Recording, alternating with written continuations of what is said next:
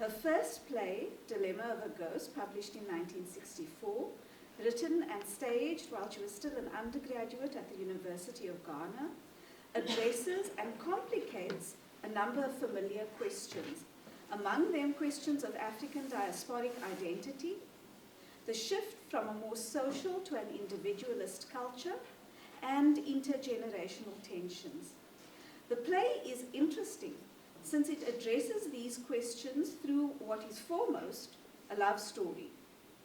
Thus we see that Aidu, unlike most other African writers of her generation, articulates public social, cultural, and political concerns through the private romantic relationship.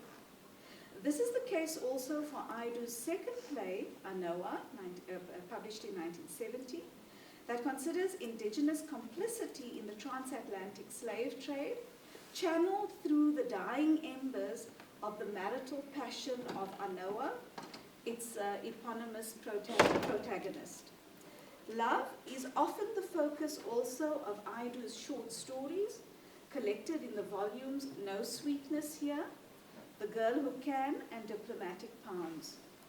The allegorical political dimensions of the intimate relationship are explored in detail in Aidu's first novel, Our Sister Killjoy, but full recognition of the significance of love is achieved only in the second novel, Changes, a Love Story.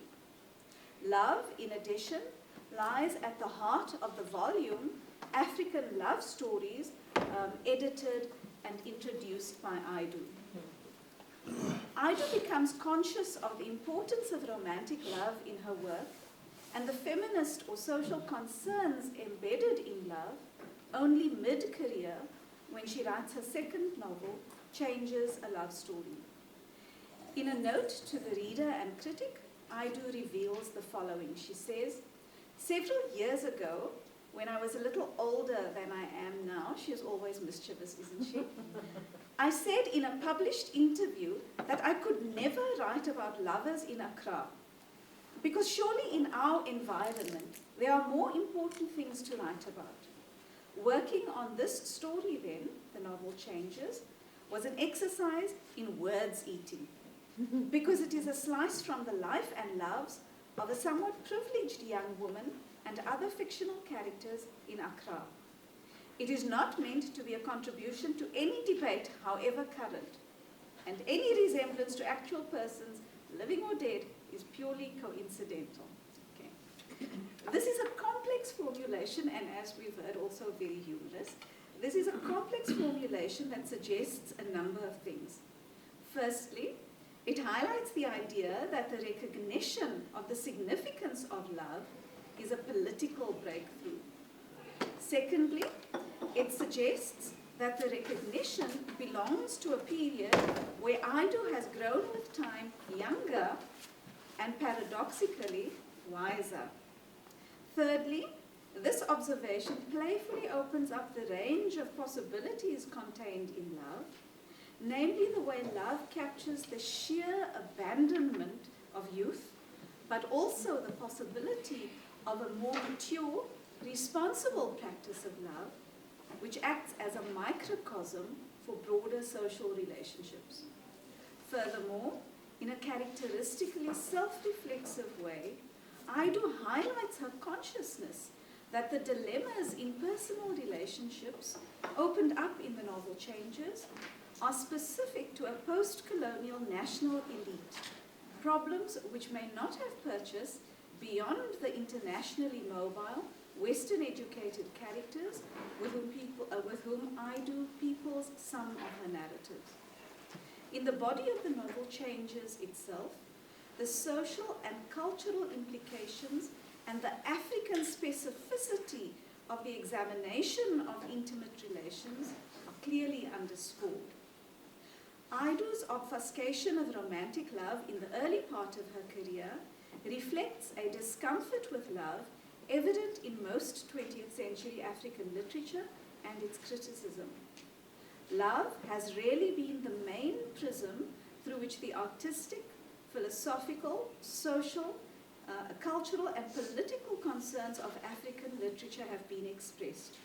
Although, paradoxically, there is almost no genre of African literature that can do without love. When one scratches the surface, love abounds and proliferates. Love poetry forms a part of the vision of almost every major African poet, and there is virtually no African novel that does not include a romantic subplot.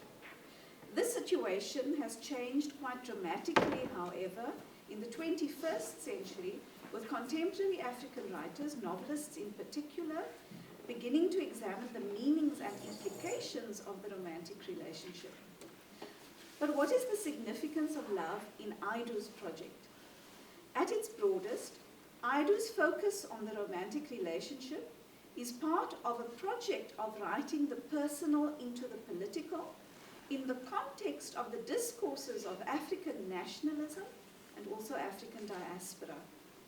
Using the motto of second wave Western feminism of the 1960s and 1970s, one could say that the heterosexual romantic relationship is probably the most highly charged site that shows how the personal is political. Aidu says as much in an interview with Adiola James. She says, "I'm beginning to say that love, or the workings of love, is also political, even when it is a so-called apolitical treatment of love, if there is an apolitical of anything. It is important that one explores the nature of human relationships, including sexual relationships. In other words, focus on the romantic relationship, especially in its connection with marriage, forces an attention to the line between the public and private spheres, and sometimes obliges this line to be redrawn. In the case of Changes, A Love Story, the redrawing of the lines between the private and the public is real, in addition to socially symbolic. Aidu's 1991 novel obliged the concept of marital rape to be named and debated both in popular forums and in Parliament in Ghana, shifting it from the shadowy realms of the bedroom to the public sphere. But I would like to argue that love in Aidu's work, thought, and practice represents more than the admittedly important task of drawing public attention to the public-private paradox of romantic love and marriage in the post-colonial African nation-state. Reviewing Ama-Ata Aidu's literary career, it is clear that romantic love has been central to her creative project for the power it seems to embody. Love is a force that is unpredictable and entirely inexplicable, defying reason and what is considered reasonable. As the grandmother of Essie in Changes advises her granddaughter when she comes to inform the family that Essie has chosen, because of love, to be a second wife, the grandmother says, "Love is not safe, love is dangerous." The grandmother adds that love is not a good reason for getting married. Good reasons for marriage include the need to have children with a comfortable sense of family and home, and companionship is a good reason for marriage, but not love. Love, she emphasizes, is fine for singing about and love songs, but it does not put food in one's belly and clothes on one's back. However, love is precisely that which makes Anoa, in Aidu's second play, defy her parents and her community to marry Kofi Ako. And it makes her stay with him till their tragic end.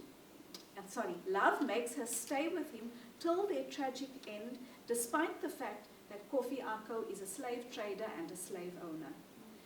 It is also what makes wives endure marital infidelity, as we see in the short story Two Sisters, where love is also not so etherealized and idealized for material considerations, not also to be part of intimacies in the context of gendered post-colonial economic inequalities. But it is precisely the impetuousness of romantic love that makes it a catalyst also for positive change. In this sense, love has a unifying and generative social potential. Frequently across Aidu's oeuvre, and the boundary-breaking passion of romantic love catapults lovers into relationships that transgress the barriers of culture and race. We see this in Dilemma of a Ghost, where love is imagined by Eulalie, the descendant of slaves, and Ato, the native boy. Love appears to have the power to make the historical, cultural, and epistemic rupture of the Black Atlantic disappear. We see love overcoming cultural differences also in the short story The Wedding Feast, and love overcomes racial difference in the short story Rain. Love also embodies the power to persuade lovers to seek a social vision that negates self-interest. This is the force both of Anoa's hope for her slave trader husband and Sissy's love letter to her lover in his comfortable, self-deceptive exile from his nation in Our Sister Killjoy. Romantic love in Aidu's oeuvre is heterosexual and is ultimately fulfilled in marriage. But marriage in Aidu's project rejects the false dichotomy of monogamy on the one hand and polygyny on the other. We see this in the various thought experiments on love and marriage Aidu performs in Changes, a Love Story. Aidu brings a distinctively female African voice to the consideration of love that has since the 1970s been prominent in the discourses of US Black activism and African American feminism, and also in recent political debate and theory on the left. Love, often drawing ambivalently on Christianity, is a fundamental part of the civil rights activism of Martin Luther King, the non-violent social justice vision of Bayard Rustin, and the art of Zora Neale Hurston, James Baldwin, Toni Morrison, Alice Walker, and Maya Angelou. Theorizing love in radical Black activism is most strongly developed in the work of Bell Hooks, who has been referred to many times at this conference, and the following essay.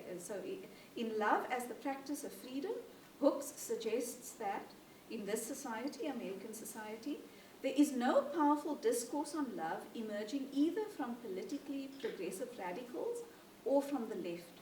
The absence of a sustained focus on love in progressive circles arises from a collective failure to acknowledge the needs of the spirit and an overdetermined emphasis on material concerns. Without love, our efforts to liberate ourselves and our world community from oppression and exploitation are doomed. As long as we refuse to address fully the place of love in struggles for liberation, we will not be able to create a culture of conversion where there is a mass turning away from an ethic of domination. Without an ethic of love shaping the direction of our political vision and our radical aspirations, we are often seduced in one way or the other into continued allegiance to systems of domination, imperialism, sexism, racism, classism. Hooks wrote this essay in the late 1990s. More recently, the importance of love, especially romantic love, has been reconsidered on the left. Moving from the position of Marx and Engels in the Communist Manifesto, where love is a bourgeois preoccupation, recent left theorists like Michael Hart and Antonio Negri, Alain Badiou, and also Sretsko Horvat have revised ideas about the significance of love on the political left. So what is interesting about these discourses or this discovery of love in contemporary political left discourse is the fact that it almost completely ignores the prior attention to love in African American radical Black activism. Okay? So, tracking love in the life of Che Guevara, for example, Horvat highlights Guevara's daughter's observation about her father, where she says that her father showed her that to be a proper revolutionary, you have to be a romantic.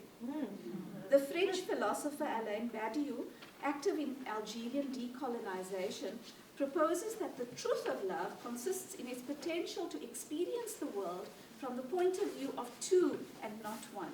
He suggests that the world experienced through two and not one is open to difference, not identity, releasing two into multiplicity. And Michael Hart and Antonio Negri allude to something similar in their concept of a politics of love, which is just what we need to grasp the constituent power of the multitude. Like classic Marxism, Western feminism in its first and second waves regarded love with great suspicion.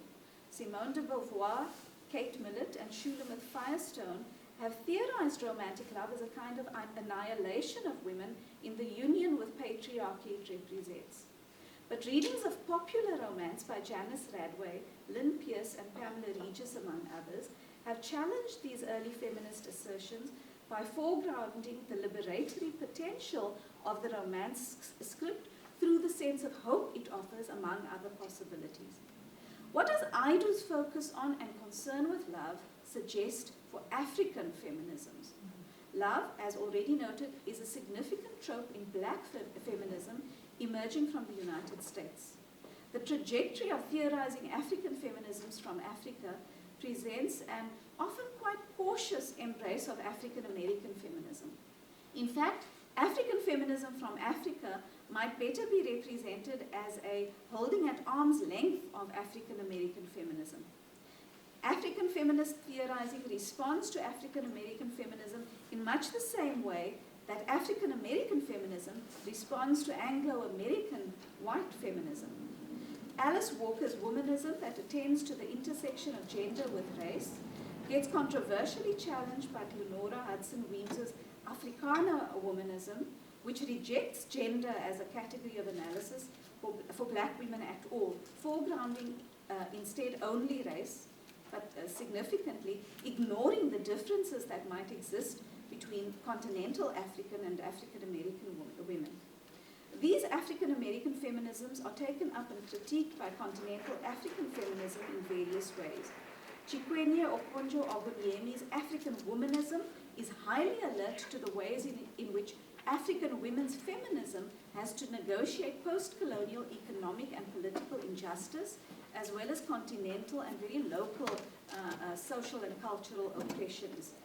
I think I'm running out of time, so I'm just going to skip a little bit. So I've done a summary of the key points in African feminism, and highlighting the ways in which it's foregrounded a focus on the mother. Okay. So what is noticeable about all of these interpolations of continental African feminisms is that none of them picks up on the trope of love, which occurs in Walker's discourse of feminism, refracting the trope of love, which occurs more broadly in the civil rights and American black activist movements, and in the literature of Walker herself, Zora Neale Hurston, Toni Morrison, and Maya Angelou, and of course the critical scholarship of Bell Hooks. African feminism seems to convert the focus on love into a fully persuasive focus on the mother, okay?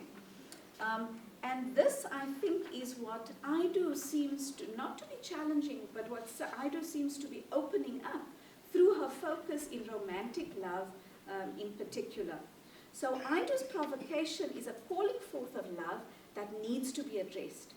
However, in closing, Aido's characteristic black-eyed squint view reflexively and critically tends to expose the conundrums or the dilemmas in contemplations of romantic love. So generally her fictions highlight further questions posed by love rather than its powerful possibilities being realized in easy, triumphant, happy endings. And so just in closing, I wanted to say that we'll sorely miss this Sister Killjoy. Yeah.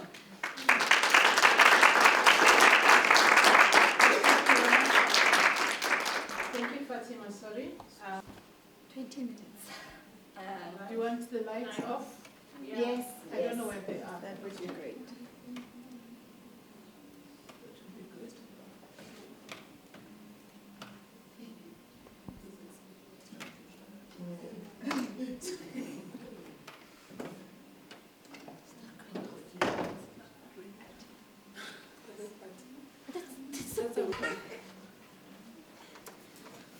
So I've been thinking quite a bit about love and portraiture, and particularly love as portraiture itself. I've been wondering if there's a relationship between how we are seen and how we are loved and how we are not loved romantically.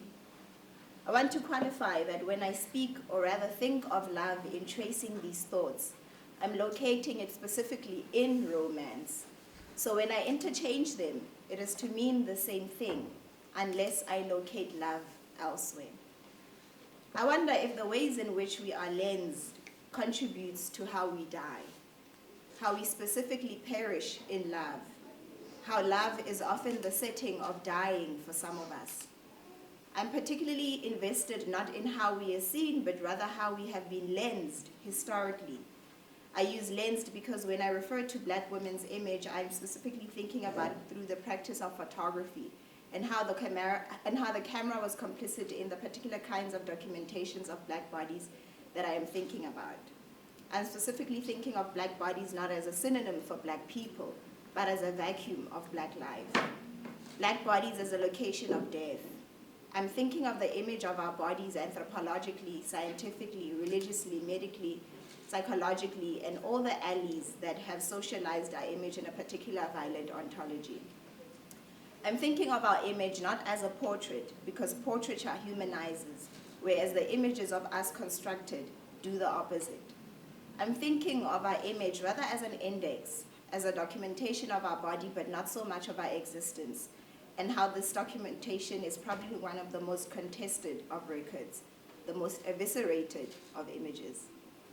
Coloniality naturalized Black bodies in the sense of attributing us to nature as part of it. Through dismissing our humanity, we became not only subhuman, but subspecies, and therefore as nature, and further, as geography. Land to be conquered, and ours is the most contested of lands. Here, I'm thinking of McKittrick in Demonic Grounds. In the book, it is important that she theorizes Black women's bodies specifically as geography, so that we can understand it as a commodity and as a site of war. And furthermore, Hill Collins has spoken about how this violence on our bodies is not merely a result of these images, of these indexes, but how these images are not arbitrary, but are actually an intentional colonial tool meant to normalize and further perpetuate colonial patriarchal violence on firstly the land, then through our bodies and on our very bodies. We know this. Stereotypes are used as a methodology of dehumanization with the social objective of frustrating our relations.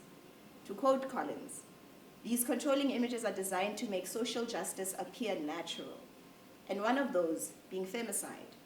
In our anger, we often lament on how it does not make sense how so many of us die every single day, but it does. I'm not confused.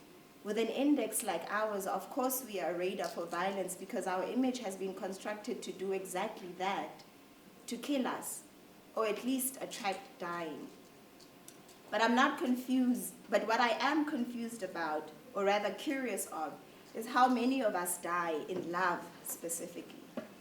In some obscure way, for us, love is that mythological sea snake that calls you from a distance, only for the water to swallow you whole. The entire bed of the ocean is made of our hearts, cold and lifeless. I do not think that it is as simple as patriarchal colonial violence, because even though racism has rendered us subhuman, and sexism further went on to finish the job, or perhaps it was the other way around. I don't know which came first between the chicken or the egg, but what we do know is of their symbiotic relationship. But I don't know if our country's rate of femicide is simply because men hate us. That they do. And I think that men are socially wired to hate us because we are structurally indexed to be hated.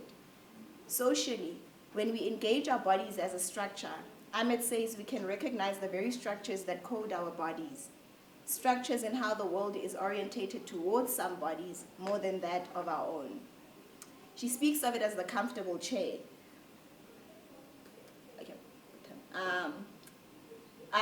Which whom this world has been constructed for, who they can sit upon. In bringing this comfortable chair to the table of romantic politics, I think about who this chair is pulled out for, who is even invited to the table. I am tempted to think that the uncomfortable chair also implies the existence of the uncomfortable chair, which is where we are seated. But the thing is, we are not even seated, never mind the comfort of the chair. We are on the periphery, with our backs to the wall and witnessing white women playing musical chairs to love's ballad. To analyze love socially, I want to examine the relationship between lovers. I should also qualify that I'm thinking of this from my own cis-heterosexual subjectivity. It is important to examine the relationship between the lovers politically and socially because unfortunately, open quote, emotions don't work within a located or bound subject, amen again. Because socially, we firstly belong to a collective body, so our emotions are felt through social factors and therefore become a cultural practice as opposed to subject-centered. There are social factors that are meant to elicit hatred as a judgment on our bodies. To quote Ahmed again, hatred is economic. It circulates between signifiers in relationships of difference and displacement. To understand such effective economies of hate, Ahmed considers how signs of hate work and their relationship to bodies. She considers how racism is a politics of hatred and analyzes hate as a legal response to racism. Legal, because remember, this violence has not only been legitimized through rendering us as people who need to be subjugated in order to be civilized and render us human, but has also been sanctioned by the state itself, actively and passively in its failures of racial justice. In its silence, the state becomes complicit. Patriarchy does the same thing too, through the same operations. It also reduces us so that it can violate us, naturally. Sexism is also a politics of hatred, and femicide is then again a legal response, or rather a natural response of sexism. And if we can trace all of this to the colonial patriarchal project of dehumanizing our image through subhuman indexes, then perhaps there is something about rehumanizing that very image that can begin to not only push back against racism, but perhaps femicide too. I wonder if towards the rehabilitation of intimate partner violence, we might think about romantic indexes to consider how we are seen romantically. I can speak to this. When looking at historic and contemporary productions of love in media, already romance, built on the construction of the white male savior fantasy, construes a gender imbalance in love. Furthermore, proposes questions of who gets to be saved. When Angela Davis says that the white women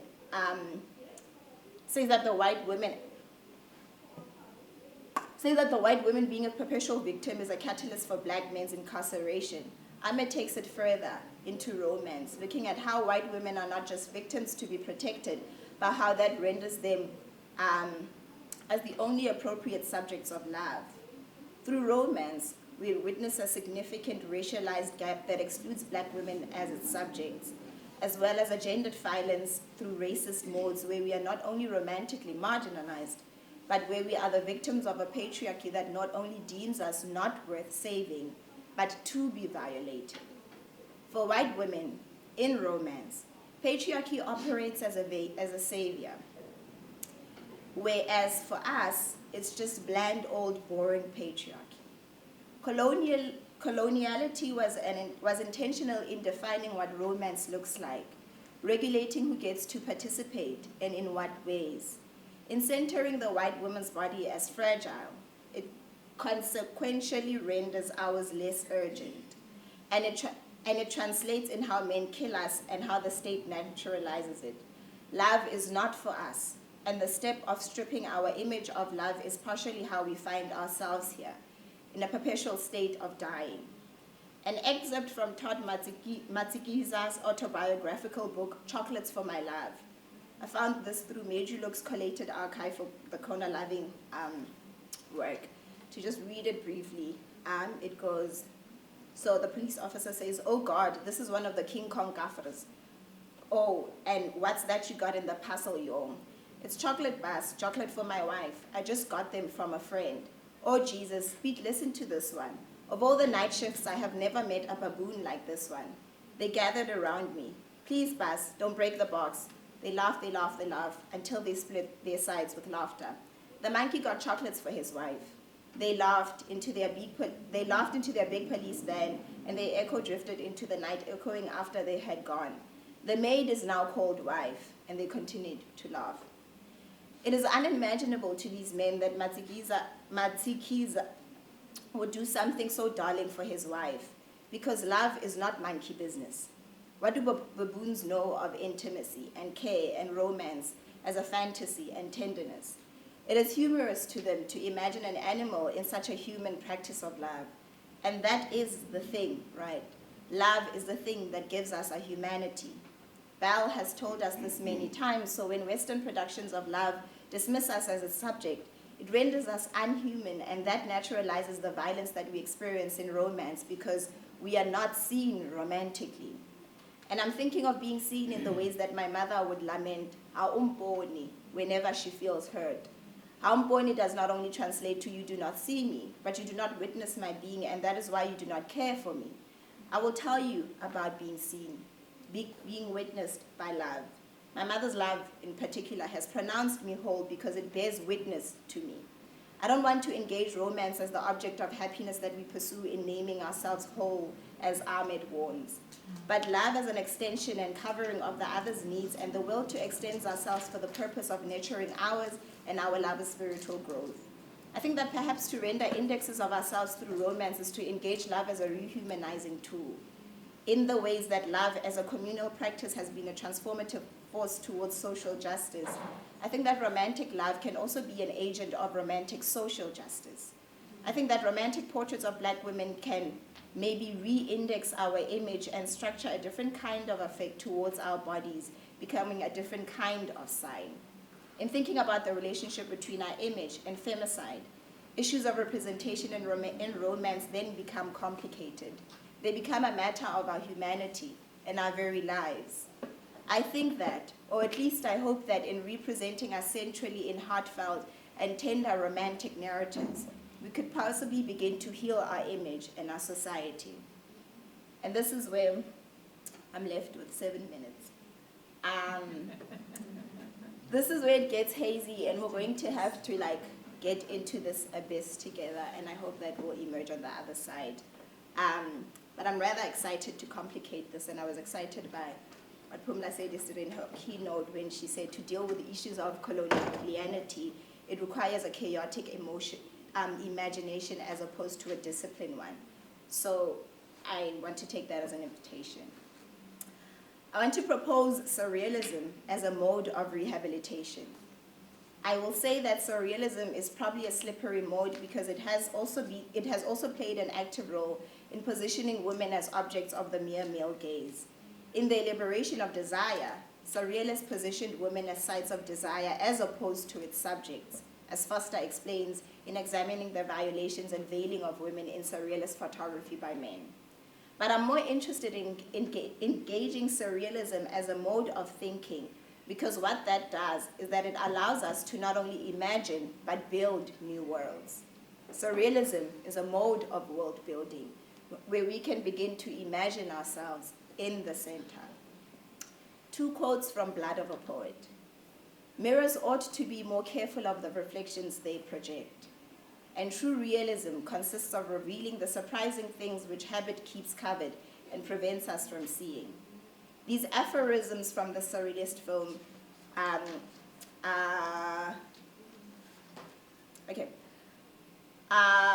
read as a visual poem. It just feels, okay, that's not necessary. To entertain these aphorisms on the responsibility of the mirror is to not merely engage the mirror as a passive object, but as an active participant in matters of representation. We're going to think through these using theories of object ontologies which allow us to view objects as participants that also shape our society as we know it. Whenever we are asked what an object is, we are often prompted to speak of it in either of 2 ways, speaking towards its components and materiality, or its function and effects. These 2 mechanisms of approaching objects often happen in 2 reductive directions. We either undermine them by reducing them downward to their units of makeup, or overmine them, where we also reduce them, however this time upward to their effects. I'm thinking through object ontologies through Black feminism's theories of affect, and also as speculative realism philosophy that adopts a posthumist view to objects by approaching them as entities with an autonomy that operates exclusively from human interaction. To do this allows us to think of a mirror as a mediator between object and reflection, between ourselves and our images, and extensively between two worlds. It is to consider the mirror as an interlocutor and translator of identity making. And to do this is to invite surreal speculations on how we understand the mirror. To hold the mirror accountable is to consider it an active participant, an accomplice and accessory to matters of identity making and representation. That is, if we operate within a surrealist speculative world, which I want to invite you into, it allows us to question who the mirror is and who sees it. I will end now with what I started with. How can love be read as portraiture? Of all the varying understandings of portraiture, one seems to be essential. It is an attempt to capture, remember, relay, and fundamentally humanize sitters. Therefore, to remedy violent consequences of our exclusion from romance lays in the reversal of that index by portraying ourselves in a love that is tender and caring, qualities that have been reserved for others. Before I continue, allow me to clarify that this text does not assume that tender, loving care are qualities that Black people do not possess in love, but rather how colonial productions of Black people as non-human have operated alongside romantic productions of us to render us undeserving of love, to further deny us our humanity by stripping our image of care, feeling, sentimentality, and tenderness to that further normalize and even desensitize our dying. Therefore, inserting these kinds of images of ourselves behind me squarely in romantic productions is an effort towards decolonizing the Black woman's romantic figure and rehumanizing her. Black figuration is a need that arose from our wanting to see holistic experiences of ourselves in the canon.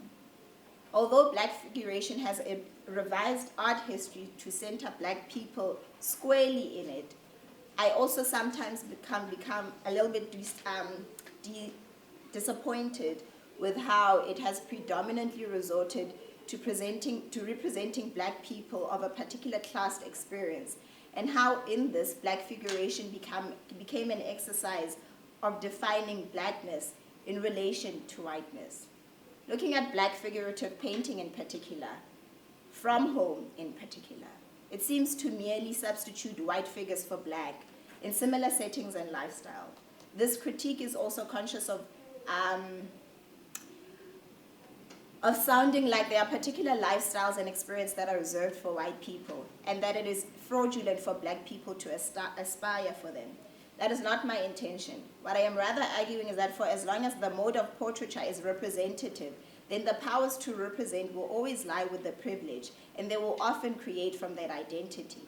Therefore, I think that physiognomic portraiture in particular will always operate to exclude particular experiences, because the question of who gets to create Black culture is one of resources, access, and continuously class.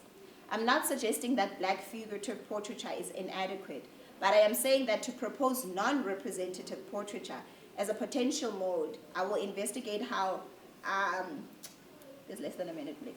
To conclude, at this point, I suppose all I'm just trying to say is, conclusively, is that I think that there is space in surrealism to rehumanize the image of Black women in romantic narratives. That's what's up. Wonderful.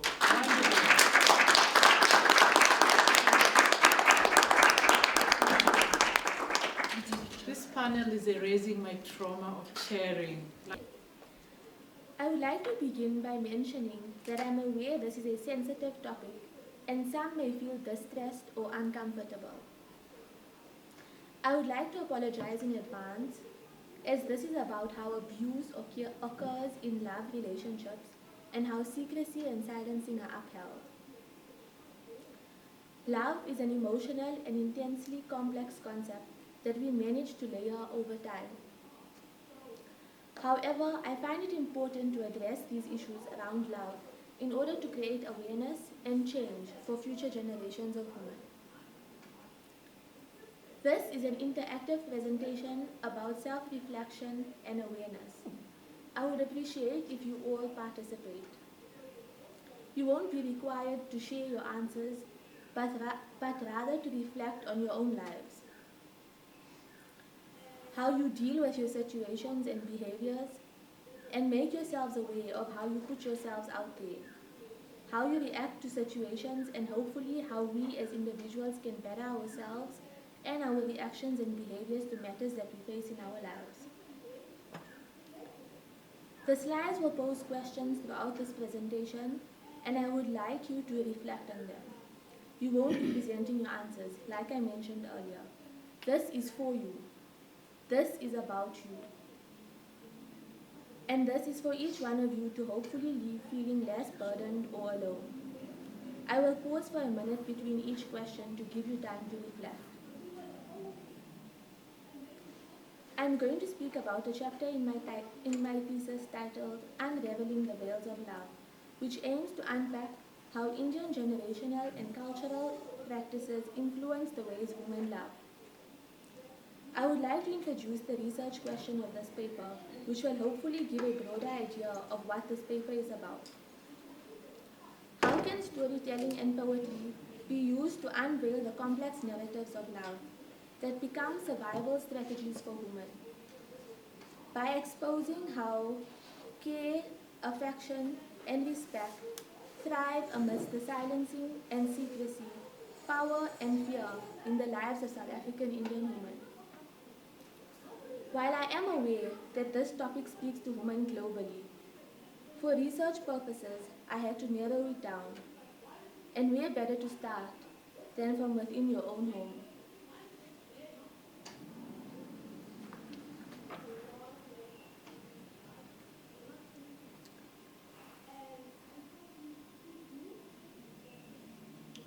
In the name of love. As a young girl, I was told, love is blind and marriage is an eye-opener. Oh, my dear sister, is that a veil that has covered your eyes? That you fail to see how you have been controlled in the name of love? You conceal his faults and lies in the name of love.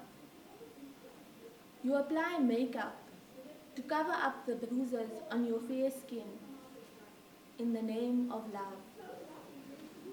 You mask the vulgarity of his words that over time have left you scarred in the name of love. Fear, anxiety, and stress have taken control over you. Yet, in the name of love, you continue to be his pillar of strength in his time of need. In the name of love, you continue to provide the same shoulder he has abused as a place for him to cry on.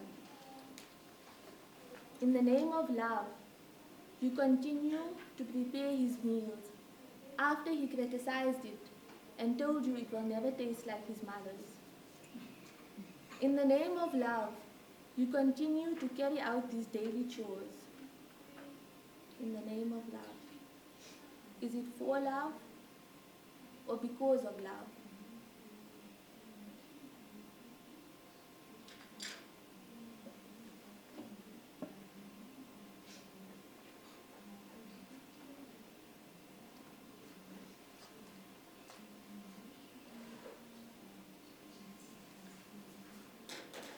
Failing as a practice, literally and metaphorically, is central to this research question. Failing holds a significant role religiously and carries different meanings across religions: Islam, Hinduism, and Christianity. As a Muslim girl, from a young age I was reminded to cover up my body and my hair, as it's a requirement of my faith. Extending the literal meaning, I am therefore interested in uncovering the metaphorical layers of veils that have become apparent to me in recent years in the lives of South African Indian women. As veiling is a practice for religious women, I have identified that silencing and secrecy are also common practices among women within Indian communities and homes, yet they are unspoken of. Generational and cultural teachings have made us believe that in order for us to have good intimate relationships, we need to remain silent and about the problems or issues we face within these relations.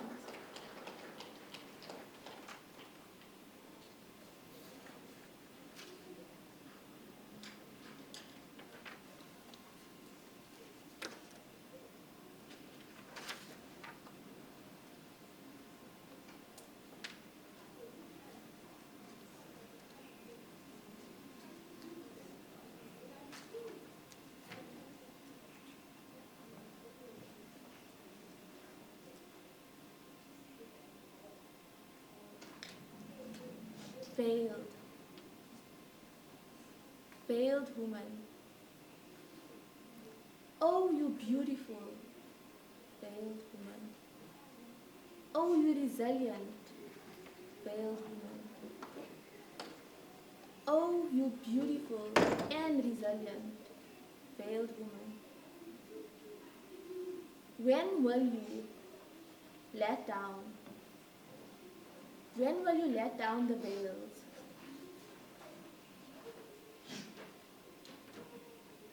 Will you let down the veils of your pain? Of your pain caused because of love? Your pain caused because of him? No, no.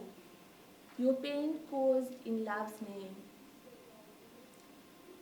Will you let down the veils of your suffering or remain silent?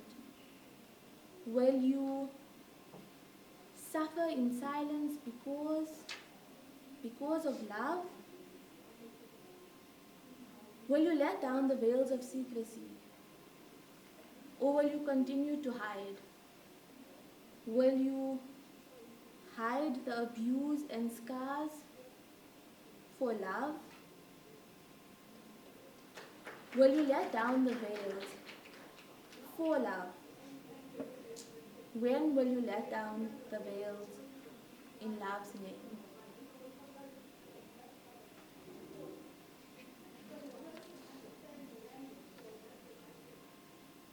Thinking back, my grandmother did not lie to me when narrating her stories.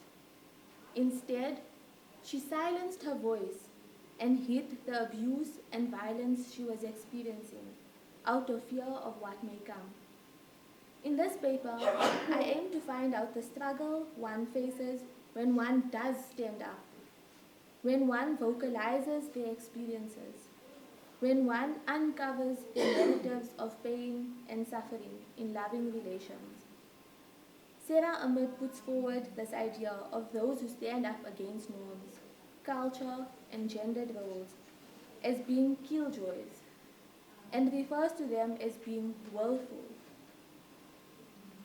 I also aim to explore how women are re-silenced after speaking up due to cultured norms and practices, how easily we as women fall back into routine and daily life, and the struggles of maintaining the willfulness one has inside.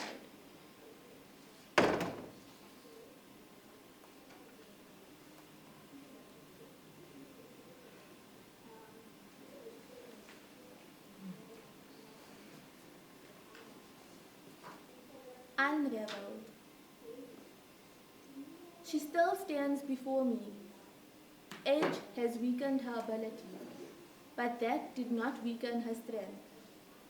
She is the eldest woman that remains of her generation, from a line of which 13 followed. Taken out of school at a young age, Education was seen as insignificant for a girl at that stage. My nanny. When I look into her eyes, I see this blaze she has set alight. Her resistance burns brighter than her fears. I see this flame of strength. I see it in my mother. I see it in my sisters. I see it in myself. My nanny. When I looked into her eyes, I saw her strength. She was not afraid to let him go. Her wounds, a symbol of determination. Her loss, a form of motivation. Her life, a representation of resilience. Her story defies the odds created against Muslim women. She is still fighting against patriarchy, even though to her its value unknown. It's a silent fight from within the walls of her home. I see it, even though her age is against her. Her fight for me is still a symbol of hope.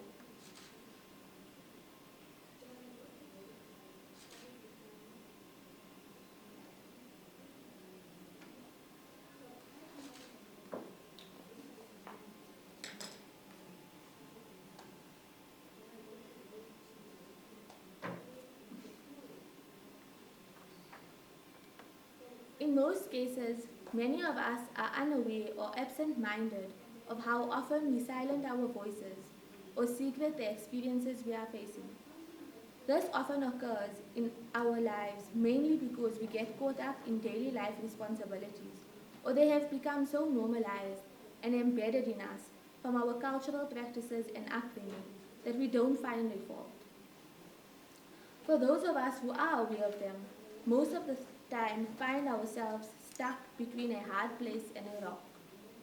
Some do speak up, while others are too afraid of the consequences of speaking up or becoming, like Sarah Ahmed put it, a killjoy. We often find ourselves choosing to keep the peace and suffer in silence.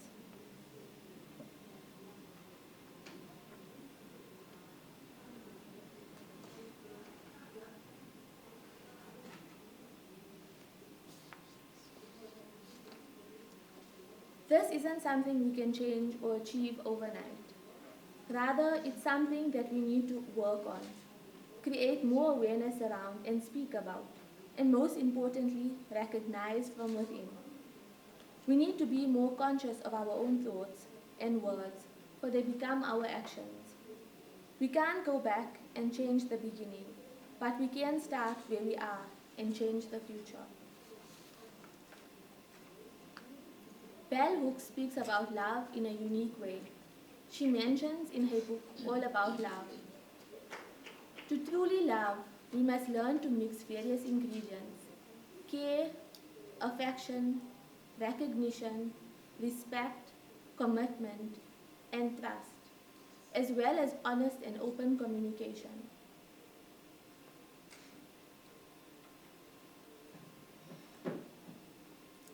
Lastly, as part of this research, I find that women coming together, whether it's over tea or lunch, and sharing their narratives with each other is an effective way to break the silence that we face, as this is a safe place and a support structure that leaves us feeling less isolated and alone.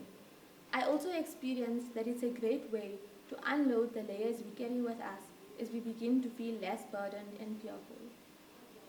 Thank you.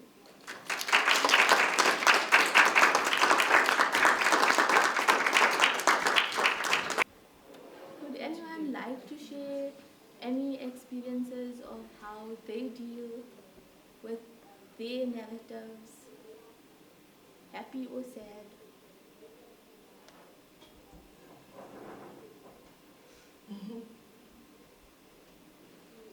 I'll start. I was looking at your questions and I was laughing to myself. It's about myself. And because I think my answers are wrong, in the sense that the way that I deal with, say, for instance, the question, have you ever saved a man's reputation by not telling your side of the story? I think I once told, like, strangers passing in a supermarket about a thing that had happened to me. I do not. So as you know, as the questions were coming up, I could recognize the killjoy in me. And I remembered being called stubborn, which is a word that I absolutely love about who I am. You asked, how do you see yourself? Stubborn would be one of the ways. The other is passive-aggressive. My friends know this. But it is not the kind where you sit with a secret and hurt. No, you sit with a secret for receipts. Because when you need it, then you give it. And you'll say, you did this. Yeah. So, just wanted to share that. I'll share. Sorry? I'll share. Sorry, I'm very short behind this laptop. I'll share. To the same question Dina was talking about, I think that this happened like 2 years back after a very weird breakup. And I was dating somebody who was in like the same friendship circle as me. And so when we had this massive falling out, which was about an artwork that he made, I thought it was trash. It was though.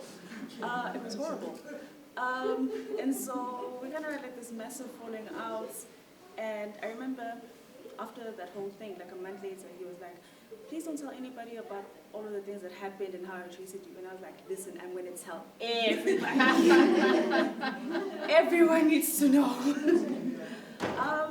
Yeah, and I think there was one about how would you describe yourself as a woman in 3, which is shocking. I've never ever thought about that. Like I've never ever thought about how to describe myself, which is weird because as artists you do a lot of bios, and it's just like I've never like thought about it, condensing it in 3 words. So that is something interesting I want to take with me. Okay. I think we take, how much time do I have? Just, about 2 more. Okay, 2 more people. Okay. I was thinking about secrecy and the reasons why a secret is actually kept. And I know that my reasons for keeping secrets is a sense of shame and guilt. So a lot of the time when I hold on to a secret, it's because the guilt and the shame are overpowering. So I find myself a lot of the time sitting with shame and guilt until I can no longer sit with it. And it's at that point it becomes this breaking point that I can't live with this guilt anymore, I can't live with the shame anymore. And that's the time when I actually blurt out, this is what happened. This is what actually happened, you know? Yeah, so that's my way of dealing with secrets. Sit with it until I can't anymore. Okay, one more and then after. You want to go? You can go. Okay, thank you for the presentation. And somehow I think it links with what we're discussing about in the previous session in seminar 1, particularly when I was making my presentation. I must admit, keeping a secret is very hard, eh? Because sometimes you feel like your body is itching. You just want to let it out, especially when you see the person, you know, and especially with me, my mom would always say, you've got a big mouth, pretend you've got water in your mouth that you don't want to swallow when you see the person.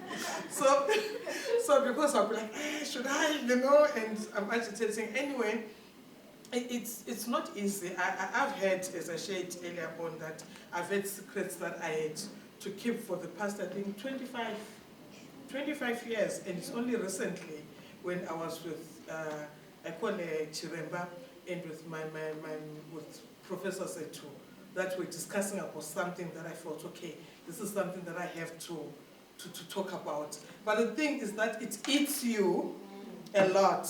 and you cry behind closed doors when nobody's it's not there, and then you walk out, you put up a face and you pretend everything is okay.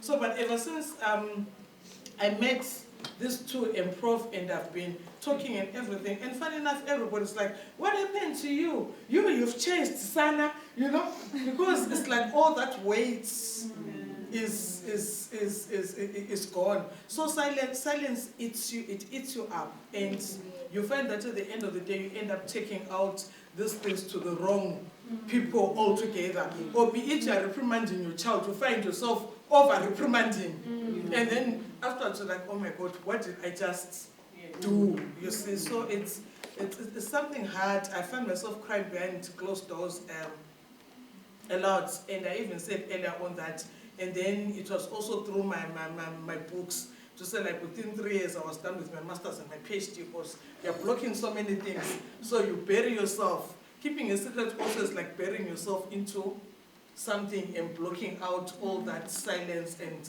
the secrets that you have to carry. Yeah, thanks. Oh, you wanted to say something? Oh, sorry, I'm not taking over. Sorry, Chair.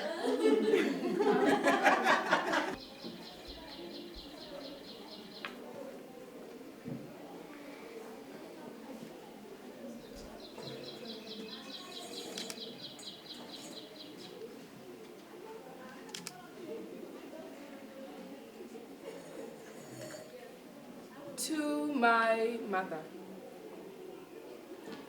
a validation of your motherhood that sits under the umbrella of our sisterhood. I see you. The long road to our new home, weathered by whether the weather would favor our journey, to finding ourselves in one another and one another in ourselves, was without a doubt a journey that could bring one to have a difficult heartbeat.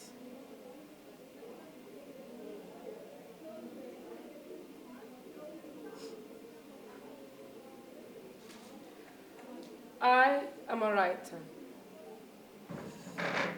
I write because I have pain.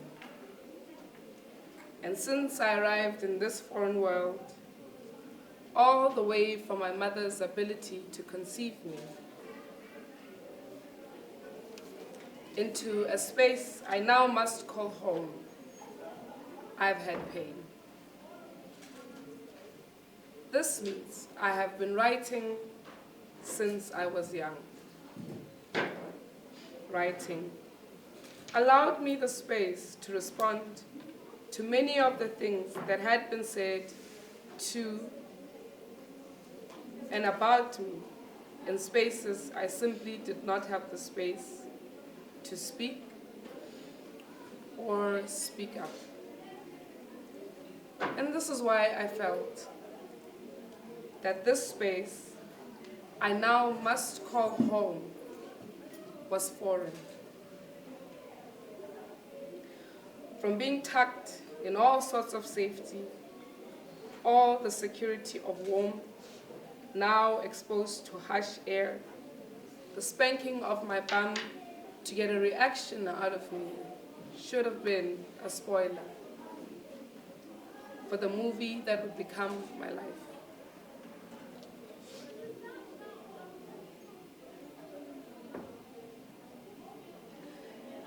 This pain would continue to harass me, tossing and turning with me in the light of day. As a result, I would run to a corner that was unknown to every person claiming to know me.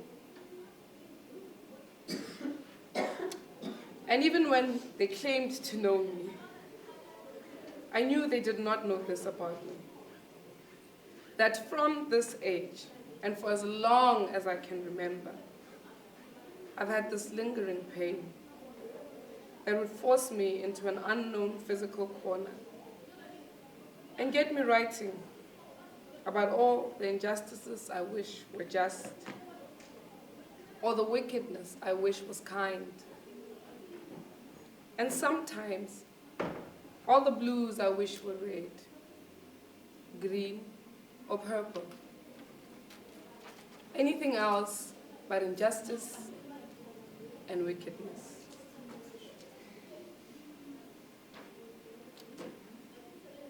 And this was my pain. It hung from the vein of my heart. It made my heartbeat difficult. I became a child with a difficult heartbeat, tossing and turning everything to get my mother's attention.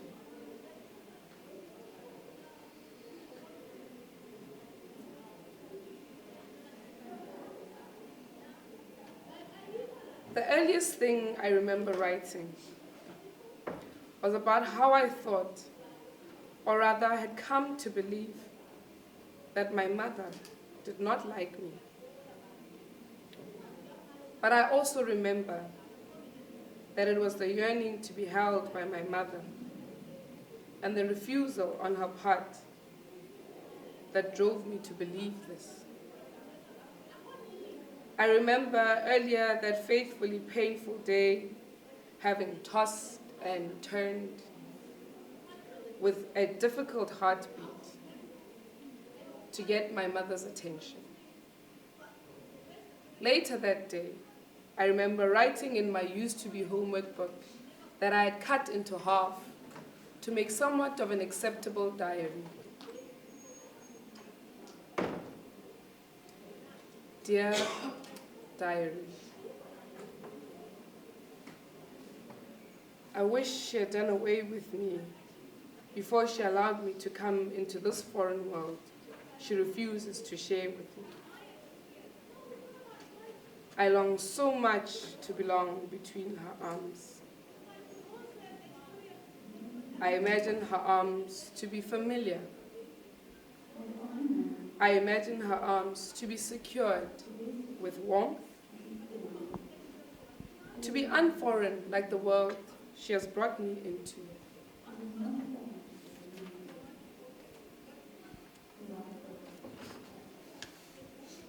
This world, I had come to realize, held no regard for me. Because besides my mother and our miscommunications, there was a lot more happening to me in spaces I simply did not have the space to speak or speak up about. There was a lot of being tossed and turned, a lot of loud noises, voices that laid on top of me, and it was loud. The repetition of unrecognizable feet stamping all over my flesh was loud. Flesh I knew to have no boundaries refused to be limitless. It is limited by the overstepping of boundaries into spaces these feet do not fit. These feet wore their heaviest boots just to encounter my flesh, as though they were soldiers preparing for war. But they found me at ease. I was merely trying to make my way through the path of my life in peace. I tried so hard not to look in your direction. But you came to me with eagerness. And now you are scattered all over me. I have nowhere to look but at you. And it gets loud. The repetition of unrecognizable feet stamping all over my flesh gets loud.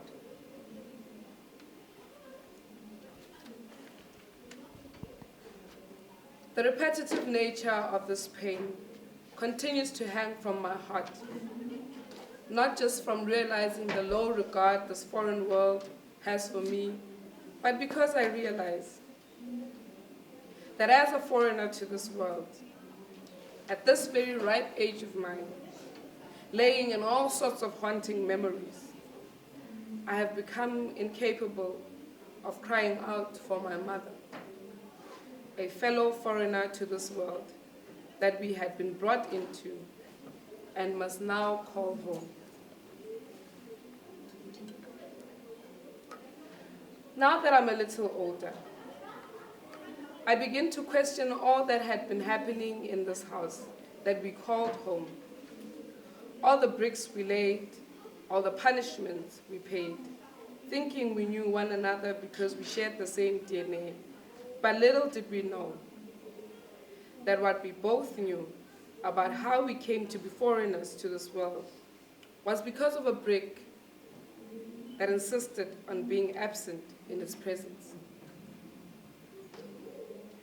I wondered where my father had been when I tossed and turned, and so did my mother. My dear mother, a fellow foreigner to this world we had been calling home, whose skin tone and accent was evident of pain, adapting to this new world that held no regard for us, longing to be held in familiar arms of warmth. I see you, Mama. Reflecting now from my mirror, now at this very ripe age of mine, I begin to understand that you too had pain that hung from the vein of your heart, afraid that no one will find you in time, hanging with your pain.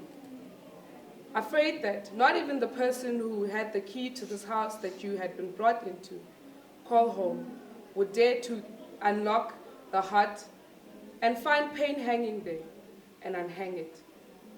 As a result,